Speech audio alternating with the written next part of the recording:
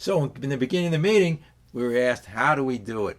It's the perception change. You see, the other way doesn't work. I was on a strict diet called the Gray Sheet for a year. It didn't work because I was so miserable. First, I was miserable every day. I might as well have gone out and eaten. And as soon as the diet didn't become that important, I went back and I gained all the weight back. It worked. I mean, temporarily. I mean, it did work. Hey, you know what they say? Dieting is easy. I've been on 1,000 of them. Right? I've been on 1,000. It's easy. The solution is a design for living. I had it when you come into the lobby, you'll see it said there, a design for living. The perception change. Right? And it could be like, again, with the water, that's this alone. I always bring this up, this alone. Right? To me, this is the clarity. This is the beauty. When you sip this and enjoy the actual taste of it, and you just take it and you have a spiritual attitude. This is God's gift. You know, what kind of attitude are you having towards when you go and have one of these big lattes or 1,200 calorie drinks, or even a salad you put on? You know, a salad's 100, 200 calories, and you go in these places, look on the menu of the 1,200 calories. Enough calories for the whole day. One drink is enough calories for the whole day. And how about, also anything processed? So I always go to the apple, the orange, all these things have fiber in them. The whole healthy system. And again, but I also say, so for people who have all different types of diets, I'm whole food, plant-based, but if other person has another type of diet, first of all I have to say, it's what you put on the food. Not so much as, so what you're putting on the food is what your brain has misled you to, the lower levels of thinking, is momentary pleasure, because you're getting away from God's gift. Spiritual bread, I call it. When we enjoy spiritual things from God, right? So everything, the flour, and all of that, and the salt, the oil, and the sugar, and that's all processed stuff. They take the sugar from the sugar cane and they make it processed, condensed. They do the same with the flour or all of these crazy things. And I have articles here I show you many times. We discuss it where in the corporations they want to find the bliss point. Not only scientists, but psychologists. And again, in our book it says synthetic knowledge. Do you want to deal with that synthetic knowledge? And then on the TV and the internet, they play these songs like siren songs, so to get you addicted.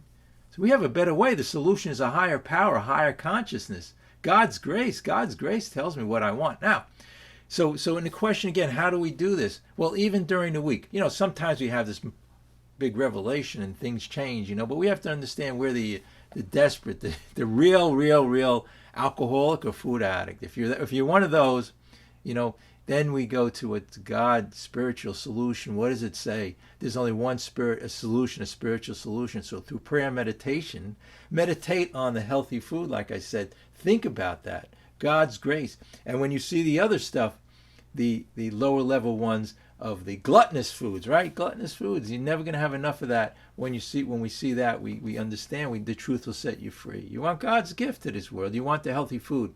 So again, by the end of the meeting, have that perception change. And even during the week, before the next meeting, if all of a sudden you started to realize that you wanted something healthy with clarity, and that all this other stuff, and you start to see to me, when they put all this oil in the food, and again, you got to realize our society's crazy. Even when I go to a place called like Whole Foods or something like that, they have their salad bar there. Oh, it's all full of the oil and the sugar. It's all full of the oil. So what you could have is like, and I showed you the beans, where you could have beans or, and peas and have it natural. Sometimes I put a little, to get in a little more detail, a little hot sauce on it to give it a little taste.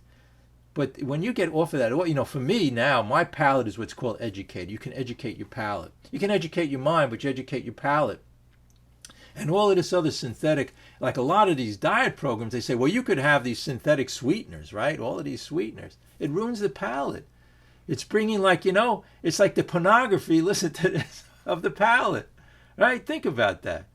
It's like pornography for the palate. So then the palate can't enjoy the real, natural, wholesome things it's obsessing about, right? It's obsessing about this whole thing with they're 100 times sweeter than the natural food. But after a while, boy, if I had that, anything like oil, like I was starting to say, it's like motor oil in my mouth. It's just, you start to taste it. And what happens, interestingly enough, if I have a food with a little bit like oil or these synthetic things in it, I really feel it in my stomach. My stomach now is used to being wholesome and healthy. We're in a diet where a diet's a self-centered fear. So we go back to the remorse, the guilt, the shame. This is called a change of living.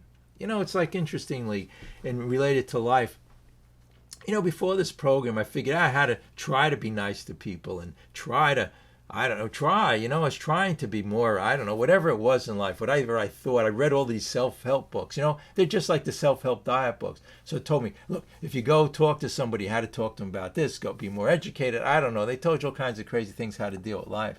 But when I work this program, when I get centered, look, nobody can tell us anything. All the knowledge and power is in here. As we felt new power flow in, that's on page 63, where it talks about being reborn before the third step prayer. As we felt that new power flow in. So when that new, it's all in here. Again, all the power, the source, and happiness and joy is in here, but we're looking on the outside. So directly with the food, we're looking for our whole lives, making food our higher power, our God. This is the conception change I had. I always thought before I started working these steps through the big book that everything out there was a problem. If I only made my life better, if I only had more food, more of this corporation's food, a big plate of food, my life would be great. That was my solution to drugs and alcohol. Again, anybody's here, we're talking about all addictions here, a 12-step solution. As it says in the book here, but the only solution for us if you're a real down and out, if you tried to diet 100 times and you gain more weight than before, you're the hopeless variety. You're not a moderate type drinker, alcoholic, drug addict, or whatever. You're the hopeless variety. And if you are, then you need a spiritual solution. Meditation and prayer, step 11. Meditate. See the positiveness, the gloriousness of God's gift, God's universe. Then we don't depend on outside things like food. And the beauty of it is when we get centered and happy and work these steps, it doesn't matter what people.